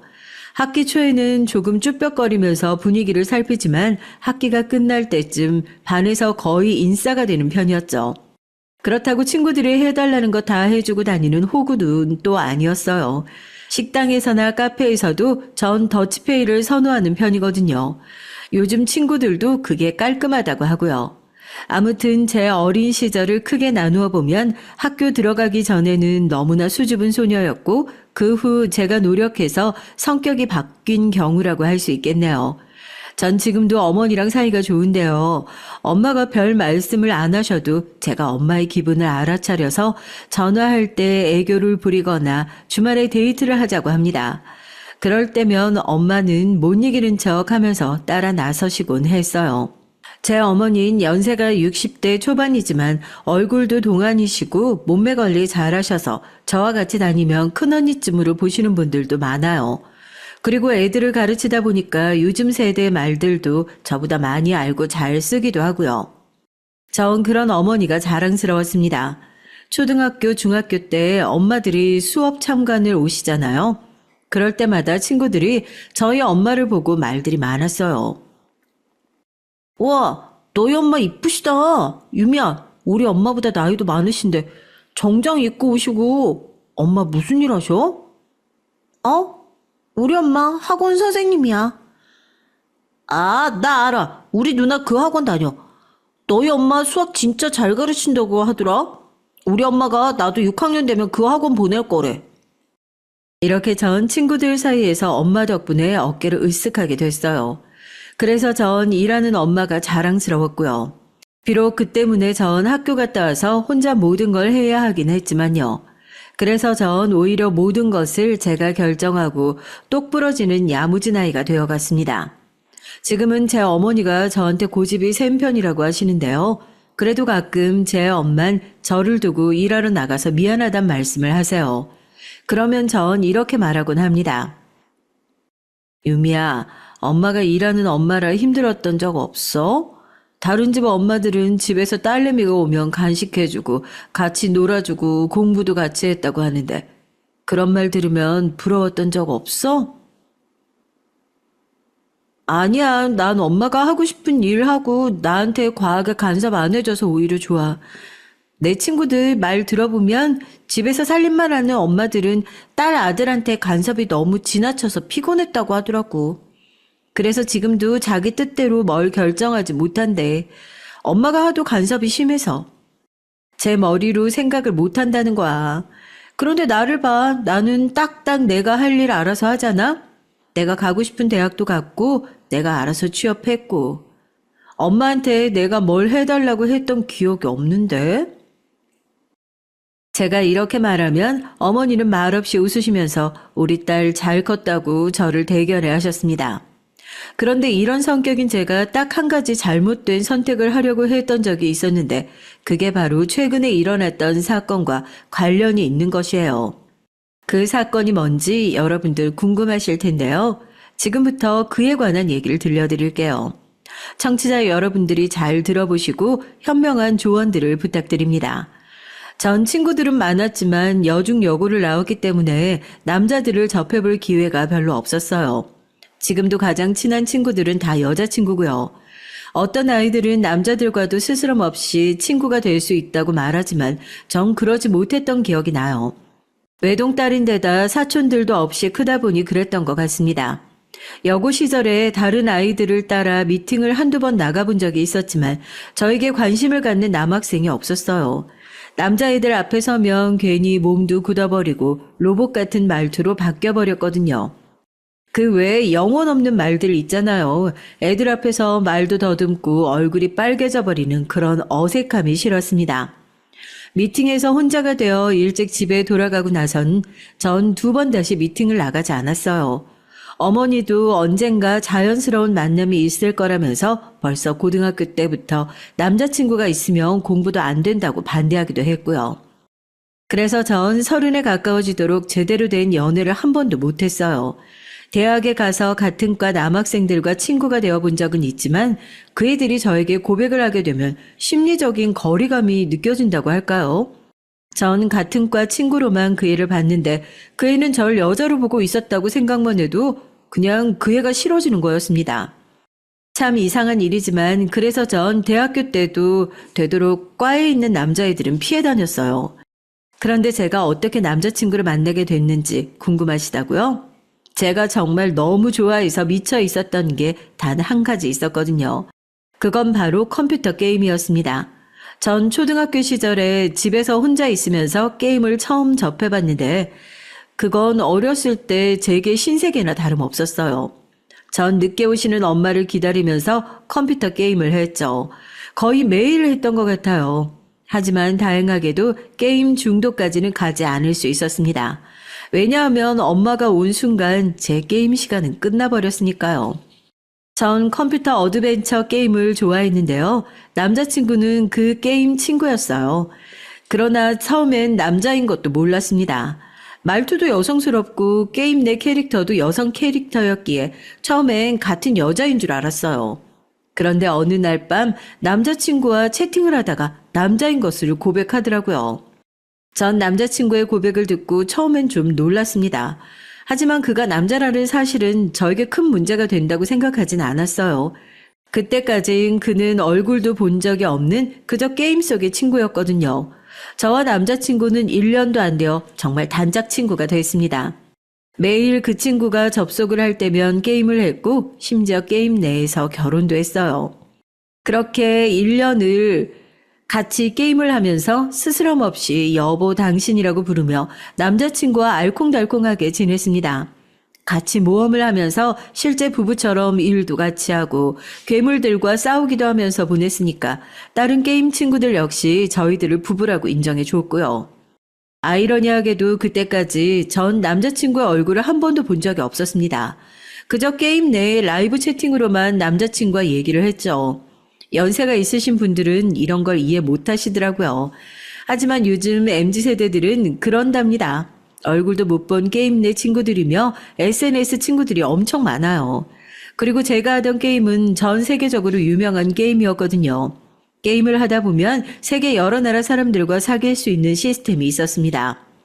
어쨌든 전 남자친구와 1년간 정말 사랑하는 사이처럼 지냈어요. 그러다 보니 남자친구의 얼굴이 궁금해지기 시작했습니다. 그래서 전 어느 날 그에게 채팅을 보냈죠. 여보야, 나 소원이 있어. 그런데 들어준다고 꼭 약속해야 돼? 뭔데? 나 내일 자기 얼굴 보고 싶어. 우리 진짜로 만날까? 제가 보낸 채팅 메시지에 남자친구는 한동안 답이 없더라고요. 전 괜히 보냈나 하는 후회가 들었습니다. 그냥 얼굴을 모른 채로 게임 내에서만 만났어야 되나 보다 생각하고 다시 채팅을 보냈어요. 아니야, 자기가 부담스럽다면 안 봐도 돼. 그동안 1년이나 우리 게임상에서만 부부처럼 잘 지내왔는데 이 관계가 깨지는 건 나도 원치 않으니까.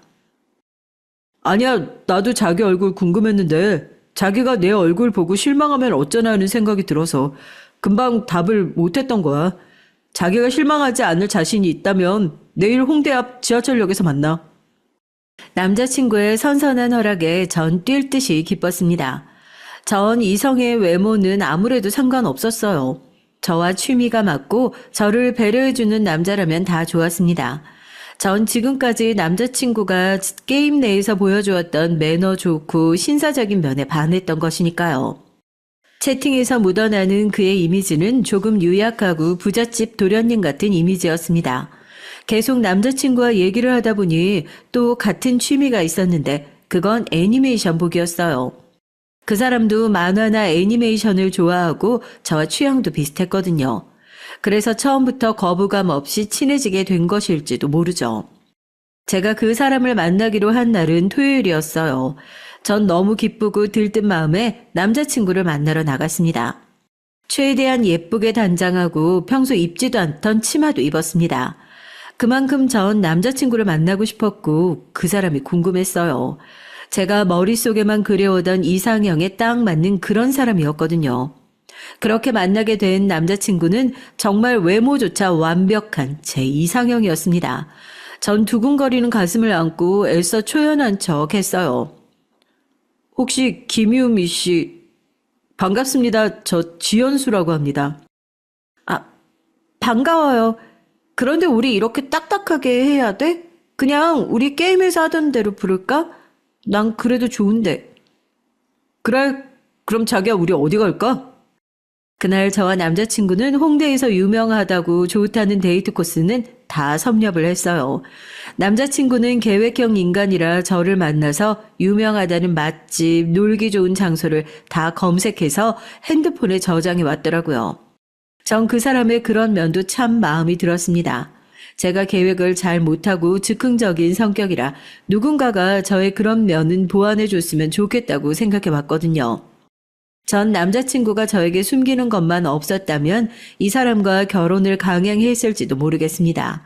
하지만 그 사람은 저에게 말 안 했던 게 딱 하나 있었어요. 궁금하시겠지만 그건 차차 얘기하도록 할게요. 남자친구는 틈만 나면 저와 만나서 같이 게임도 하고 여행도 다니게 됐습니다. 늦은 나이에 연애라는 맛을 알게 된 전 남자친구가 마냥 좋았고 그 사람이 데려가는 곳이면 어디든 좋다고 따라 나서게 됐죠. 제 변화를 가장 먼저 눈치채신 분은 역시 저의 어머니였어요. 엄마는 어느 날부터인가 제가 콧노래를 부르며 부쩍 멋을 부리는 것을 보시고는 살짝 걱정이 되셨나 봐요. 저한테 이렇게 물어보시더라고요. 유미야, 너 요즘에 무슨 일 있니? 너 혹시 사귀는 사람 생겼니? 엄마 티 나요? 전 엄마에게 얘기를 할까 말까 하다가 어차피 다 알게 되실 것 같아서 이실직고를 하자고 생각했습니다. 그리고 남자친구를 만나게 된 경위를 빠짐없이 얘기했죠. 그랬더니 저희 엄마는 미간을 심하게 찌푸리셨어요. 정말 그 남자 괜찮은 사람이 맞냐고 물어보시더라고요. 전 펄쩍 뛰면서 그 사람에 대한 장점들을 나열하기 시작했습니다. 저를 잘 이끌어주고 신사적이면서 부드러운 남자다 하고요. 제 남자친구에 대한 생각들을 다 들으시고 어머니는 이렇게 말씀하셨습니다. 네가 그 사람이 좋다고 하니까 엄만 말리지 않겠다. 하지만 게임에서 만난 친구와 사귀는 건 좀 생각해봐야 될 문제 아니야? 그 사람이 얼마나 좋은진 모르겠지만 아직 무슨 일을 하고 제대로 사회생활하는 사람인지는 파악하지 않았잖아. 엄만 그 부분이 걱정이 되는 거지. 너도 이제 결혼할 나이가 됐으니까 아무 남자나 만나고 다니지 말라는 거야. 나 그 사람하고 결혼까지 생각하고 있는데 이제까지 만난 남자들보다 훨씬 착하고 멋지고 내 마음에 꼭 드는 사람이에요. 엄마, 내가 이 사람이랑 결혼한다고 하면 반대할 거야? 내가 좋아하는 사람 깎아내리는 거면 나 참지 않을 거예요. 제가 살면서 그때처럼 정색을 하고 엄마께 대든 적이 거의 없었거든요. 어머니는 놀라서 눈이 휘둥그레지셨습니다. 제 반응이 너무 격하자 어머니는 그냥 물러나셨어요. 네 마음대로 하라고 하시면서 굳게 입을 다물고 제 방을 나가버리시더군요. 나중에 안 사실이지만 어머니도 그때 많이 화가 나셨고 서운했다고 하시더라고요. 하지만 이미 그 사람에게 푹 빠져버린 절 어떻게 설득해야 할지 모르겠다고 하셨습니다. 전 그날 엄마에게 상처를 받고 당연히 그 사람을 만나 엄마가 우리 사귀는 거 탐탁지 않게 생각한다고 푸념을 늘어놓았죠. 남자친구는 제가 엄마에게 서운하다고 했더니 그래도 어머니의 말씀을 들어야 한다고 하더라고요. 전 그 사람에게도 서운해서 따지듯이 물었습니다. 자기는 우리 엄마가 자기랑 결혼하지 말라고 한다면 그 말을 그냥 따를 거야? 자긴 나 사랑 안 해? 난 물론 자기 사랑하지만 그래도 어머니가 반대하시면 그 결혼은 안 하는 게 맞는 것 같아, 그래. 우리 엄마한테도 사실은 나 자기랑 사귀고 있다고 말씀 못 드렸어. 남자친구는 정말 미안해하면서 이런 말을 하는 거였습니다. 남자친구의 고백을 듣고 전 가슴이 덜컥 내려앉는 기분이 느껴졌어요. 이 사람이 설마 정말 나랑 놀기만 할 생각으로 사귀는 건가? 나를 진지하게 생각하지 않는 건가? 하는 생각이 들었거든요. 전 남자친구에게 서운한 마음을 어떻게 표현해야 할지 몰라 도리어 화를 내고 말았죠. 뭐? 정말 너무한다. 내가 창피했어? 아니면 설마 나랑 결혼하지도 않을 거면서 그냥 데리고 놀려고 만났던 거야? 유미야, 그게 아니야. 내 말 좀 들어봐. 유미야, 유미야. 전 남자친구가 부르는 소리도 무시하고 그대로 몸을 돌려 집으로 돌아왔습니다. 그날은 데이트는커녕 집에 돌아와서 그 사람의 전화도 문자도 받지 않았어요. 그만큼 전 그 사람에게 화가 나 있었습니다. 남자친구는 제가 그렇게 행동할 줄은 예상을 못했던 것 같아요. 제가 연락을 끊어버리자 그 사람은 끝내 제 집 앞으로 찾아왔습니다. 그리고 저희 집 앞에서 저에게 전화를 걸었어요. 한 번, 두 번, 세 번 저는 계속 전화를 받지 않았죠. 그랬더니 남자친구는 저희 집에 초인종을 울려대기 시작했습니다. 얘 유미야, 집 밖에 누가 와 있는 거 아니니? 아니 동네 애들이 장난을 치나. 얼른 나가봐. 아니에요 엄마. 저 남자친구 찾아왔어요. 제가 상대를 안 해주니까 계속 저렇게 배를 울려대는 거예요. 엄마 그냥 신경 쓰지 마세요. 아니 어떻게 신경을 안 써. 얼른 나가 보든가 아니면 집 안으로 데리고 들어와 봐. 엄마가 한번 만나보게. 그래서 전 못 이기는 척하고 남자친구에게 문을 열어주었습니다. 남자친구는 정말 작정을 하고 왔는지 낮에 입었던 편안한 차림이 아니었어요. 정장을 쫙 빼입고 우리 어머니에게 인사를 드리려고 온 것이었습니다. 전 문을 열고 남자친구에게 눈을 흘겼지만 남자친구는 저를 확 끌어안고 말했어요. 저 없인 못 산다면서 말이죠. 그때 제 어머니가 문 밖을 나와 저희들을 보셨어요.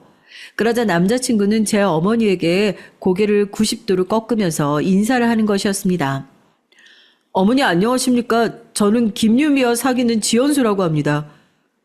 그래 알았으니까 여기서 이러지 말고 들어와. 안 그래도 언제 한번 보려고 했어. 엄마는 제 남자친구를 집 안으로 들여 여러 가지를 질문하셨어요. 과일을 깎아주면서 차도 한 잔 주면서 말이죠. 그랬더니 제 남자친구는 황송하다는 듯 연신 고맙다고 고개를 꾸벅 숙였습니다. 어머니는 식탁에 앉아 남자친구에게 궁금했던 걸 다 물으시고는 마지막으로 질문을 하셨어요. 혹시 우리 딸하고 결혼하면 시댁에서 살 생각이야? 아니면 따로 집을 얻을 생각인가?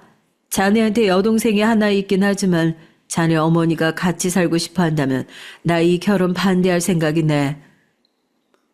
그 문제까진 아직 생각해보지 못했지만 우리 유미를 얻기 위해서 제가 어머니를 설득해 보겠습니다. 그러니까 걱정 마세요, 어머니.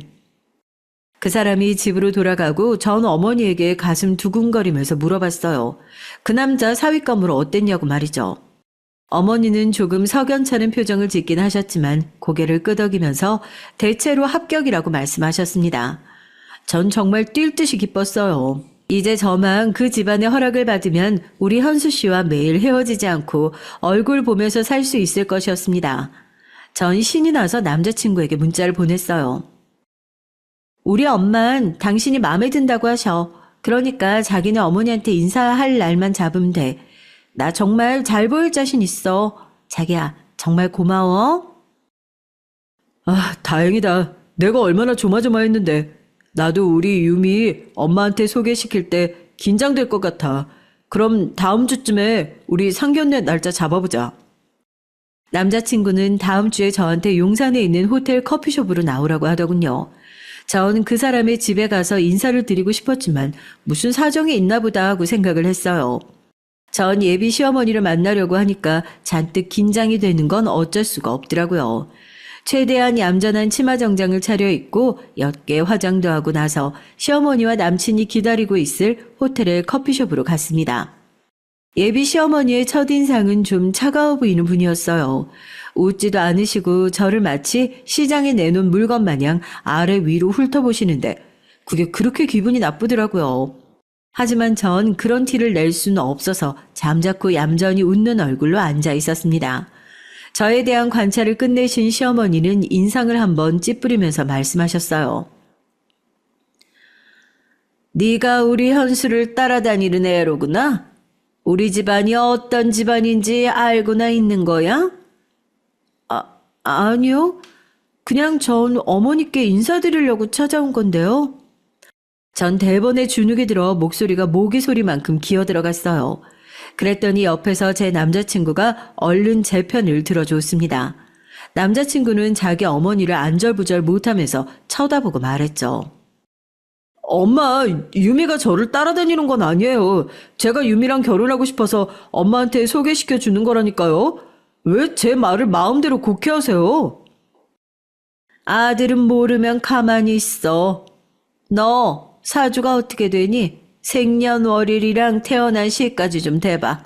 내가 아는 용한 무당이 있는데 그이한테 부탁해서 너희 둘 궁합 좀 봐야겠다. 시어머니는 알고 봤더니 미신을 맹신하는 분이었습니다.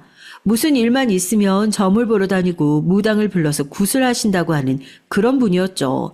전 기독교 집안에서 자라나서 그런 문화는 전혀 익숙하지 않았는데요. 그래서 전 시어머니에게 말씀드렸습니다. 사주 같은 건 안 믿는다고, 그리고 태어난 시 같은 건 알지도 못한다고요. 그랬더니 시어머니는 대번에 얼굴색을 바꾸시더니 혀를 차셨어요. 아니, 사주도 모르는 애랑 어떻게 결혼을 시키니? 이 결혼은 안 된다. 그런데다, 내가 제일 싫어하는 예수쟁이잖아. 엄마, 지금 종교 얘기가 여기서 왜 나와요? 여기서 그런 말씀 하시면 안 된다고 제가 나오기 전에 계속 당부했잖아요. 제 남자친구는 크게 당황해서 시어머니의 말을 잘랐습니다. 전 점점 사주에 집착하시는 시어머니가 무서워졌어요. 남자친구만 보면 너무 결혼도 하고 싶고 좋은데 도저히 저런 시어머니 밑에서는 며느리로 버틸 자신이 없었습니다. 그래서 전 그냥 그 자리를 뛰쳐나왔죠. 그랬더니 시어머니는 갑자기 저를 마구 욕하기 시작했습니다. 아니, 어디서 배워먹은 버릇이야? 어른 말씀하시는데. 현수야, 쟤는 안 된다.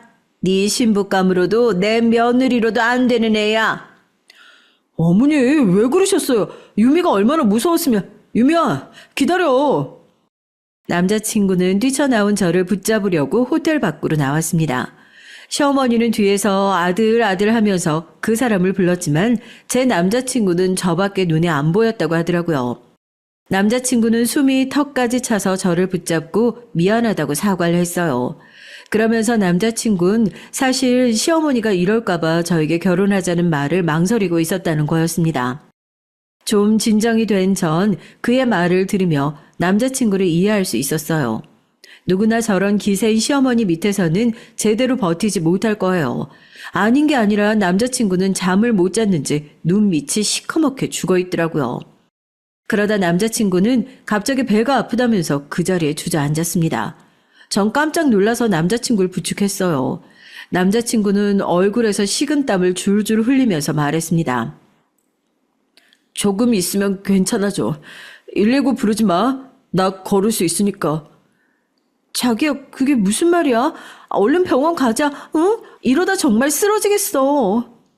정 가기 싫다는 남자친구를 강제로 근처의 큰 병원으로 무작정 데려갔어요. 그도 그럴 게 남자친구의 건강이 너무 안 좋아 보였기 때문이죠. 그동안 제가 눈에 콩깍지가 씌어서 몰랐던 건지 남자친구가 갑자기 쓰러지자 이 사람이 몸이 약한 건 아닌가 생각이 들어서 좀 찜찜해졌습니다. 남자친구의 검사 결과를 기다리면서 전 초조하게 발을 동동 굴렀어요. 하지만 하늘은 제 편이 아니었죠. 의사가 심각한 얼굴로 저를 부르더니 대뜸 보호자냐고 물었어요.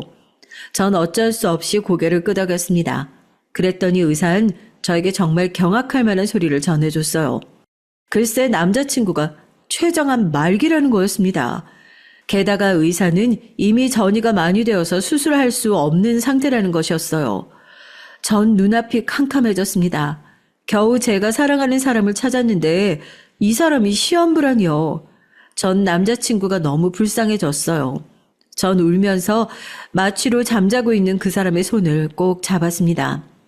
남자친구는 힘없이 눈을 뜨더니 울고 있는 저에게 자기가 왜 여기 있냐고 물었죠. 전 남자친구에게 의사의 말을 전해주었습니다. 그랬더니 그는 그럴 리가 없다고 말하면서 믿지 못했어요. 왜 안 그랬겠어요. 저도 믿지를 못했는데요. 젊은 나이에 최정한 말기라니. 하지만 사실이었습니다. 남자친구는 벌벌 떨면서 자기 어머니에게만큼은 말하지 말아달라고, 아니면 어머니는 충격으로 쓰러진다고 했습니다. 전 굳은 얼굴로 고개를 끄덕였어요.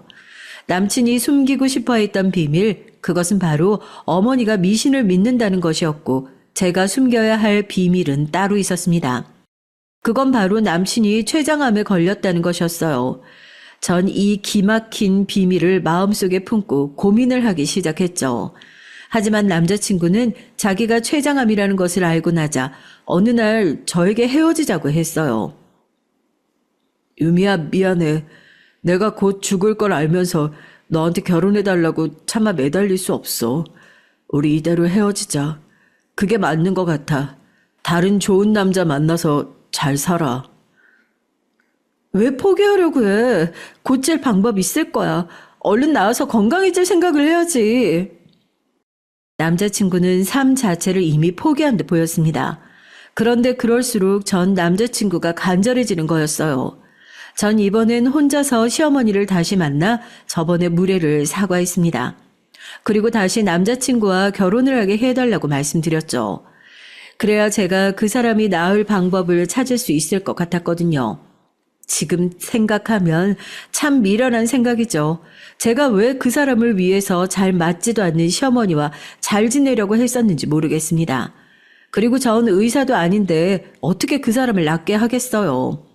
그런데 그땐 남자친구를 살려보겠다는 생각밖에 없었습니다. 의사가 오진을 했을 거다. 우리 남친이 죽을 리가 없다. 그렇게 믿어버렸거든요. 그 사람은 제 인생에서 멀어져 가려고 하는데 오히려 제가 그 사람을 잡으려고 발버둥을 친 것 같아요.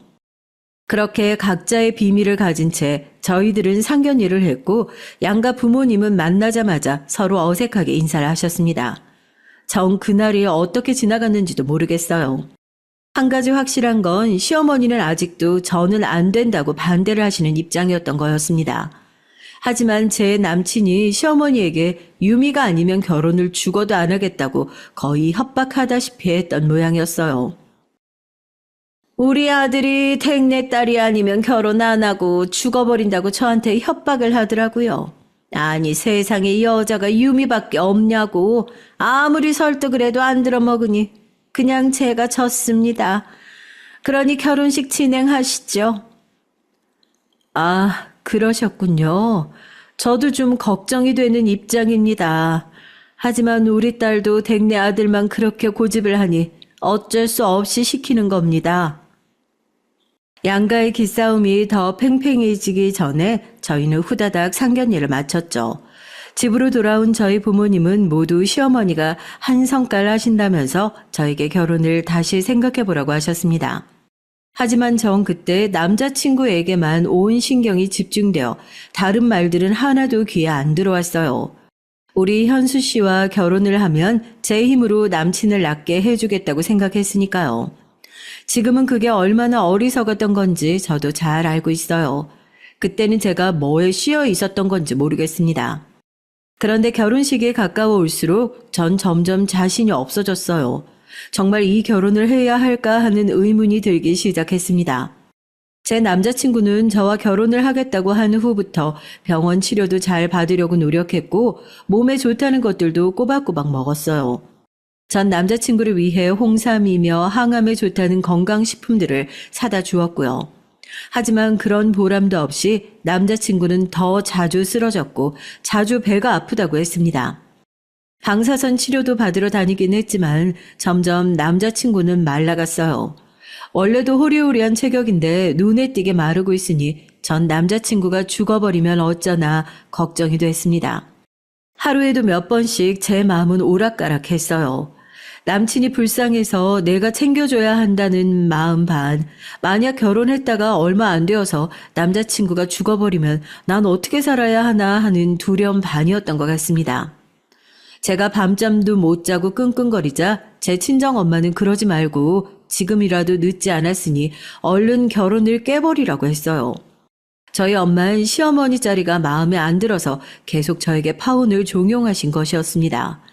그런데 이미 식장까지 잡았고 내일 모레면 결혼식인데 어떻게 파혼을 하겠어요.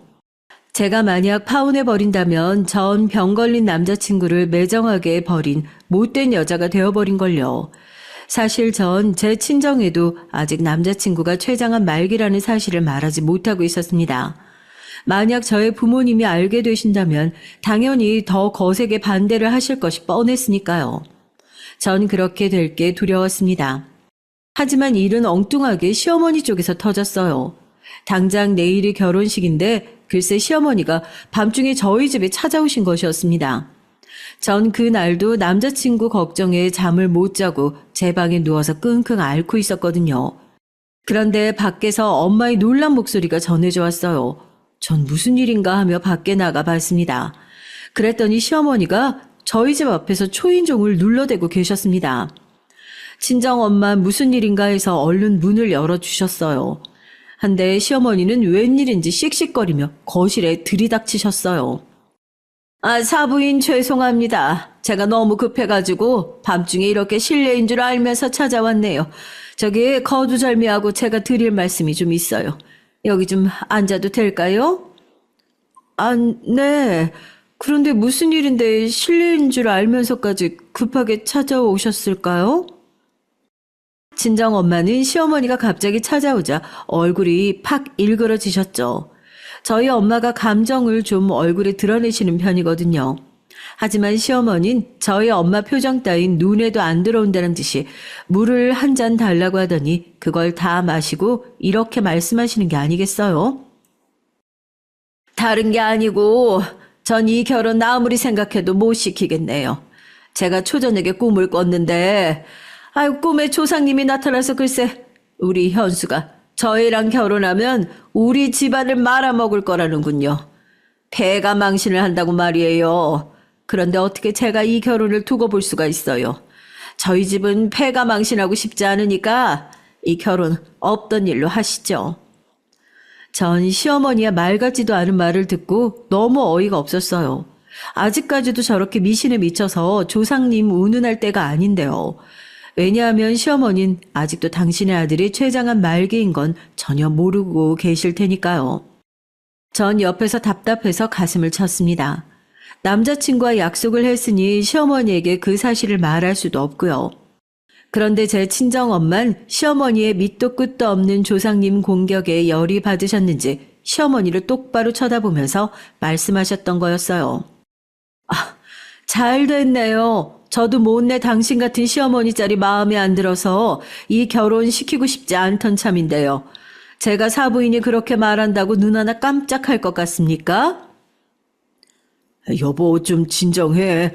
사부인 오늘은 그만 가시죠. 이 사람도 느닷없이 사부인이 하신 말씀에 황당해서 그런 것 같으니까 사부인도 집에 가서 다시 생각해 보시면 어떠신가요? 아니요. 전 절대 애들 결혼 안 시킬 겁니다. 전 조상신을 믿거든요. 그리고 제가 잘 가는 무당집에서도 기독교 지방과는 연을 맺지 말라고 하더라고요. 자, 저는 전할 말 다 전했으니까 갑니다. 유미 너도 말이야. 행여나 이제 우리 아들 만날 생각하지 말어. 그냥 내 아들 인상에서 꺼져버리라고.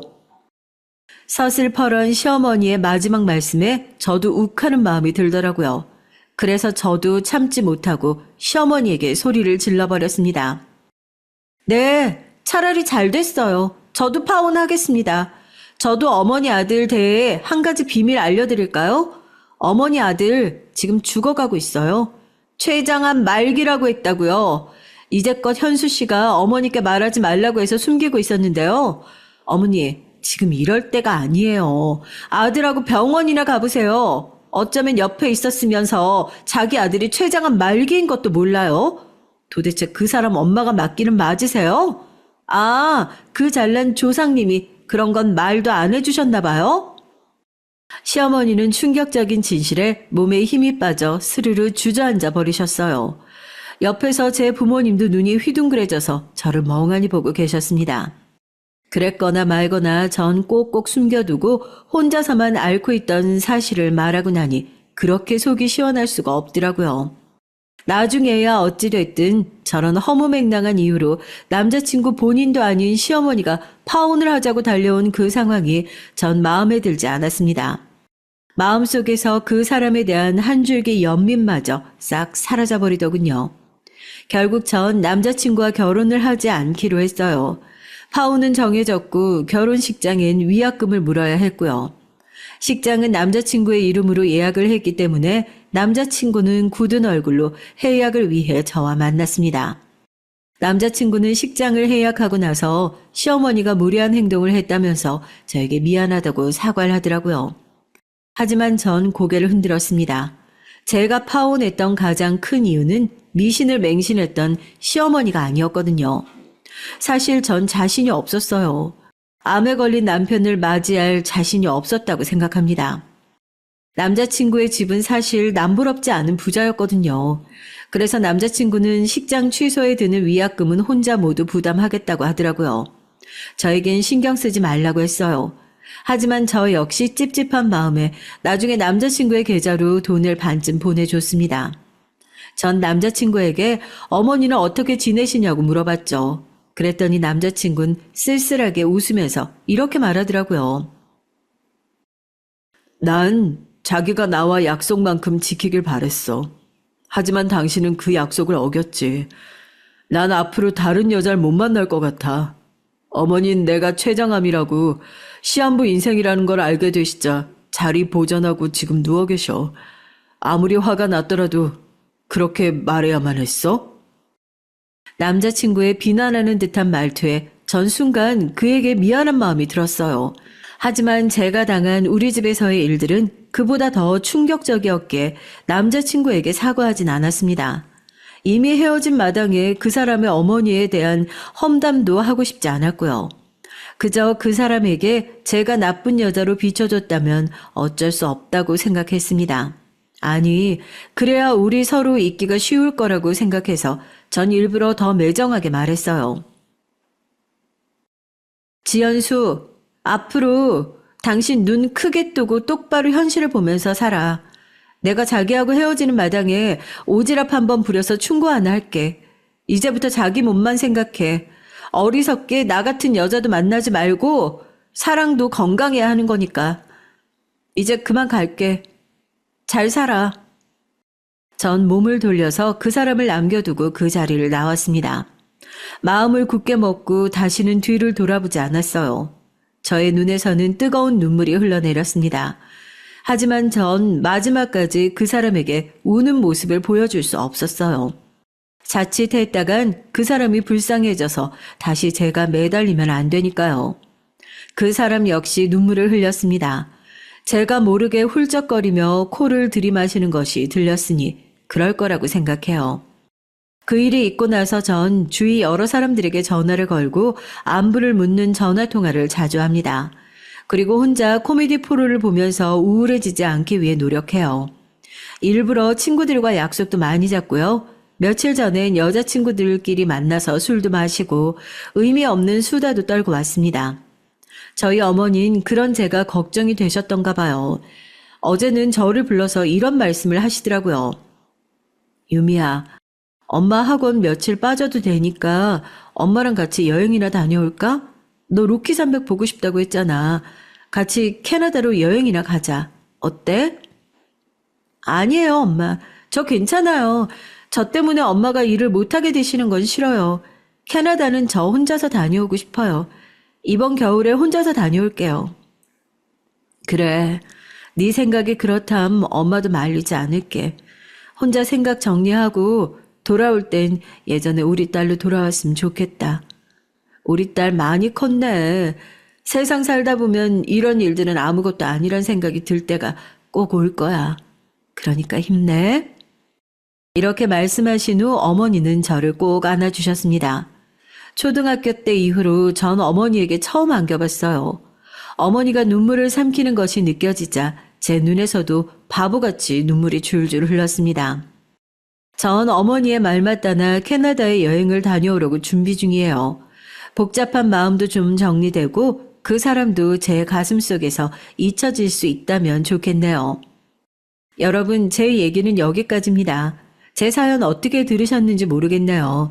아직도 그 시어머니만 생각하면 피가 거꾸로 솟지만 남자친구에겐 불쌍한 연민만 듭니다. 그 사람이 건강해졌으면 좋겠지만 그건 사람의 힘으로 되는 건 아니겠죠. 인명은 제천이라는 말이 있죠. 사람의 운명은 하나님이 정해주시는 것이에요.